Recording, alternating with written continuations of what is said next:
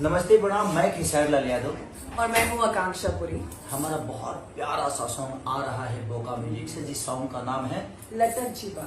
लटक जाएगा। बोका म्यूजिक जब चलता है बोका तो कौन है उसको रोका। तो हमारे कृष्णा बेदर्दी जो कि प्यारे राइटर हैं, अरे उन्हीं के सौजन्य से ये गाना बना हुआ है और बहुत प्यारा सॉन्ग है।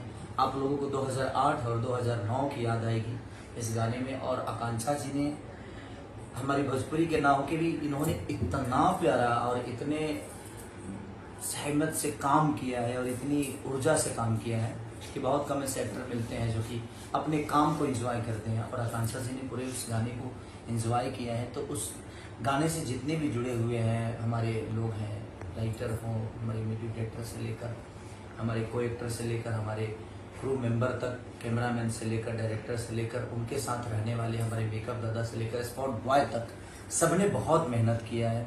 तो बस आप अपना प्यार और आशीर्वाद दीजिए, बहुत सारा प्यार दीजिए हमारे सॉन्ग को। हमारा सॉन्ग जल्द ही रिलीज होने वाला है, परसों बहुत जल्द आपके सामने आने वाला है हमारा सॉन्ग। तो देखिए और ढेर सारा प्यार दीजिए। बोका म्यूजिक। बोका।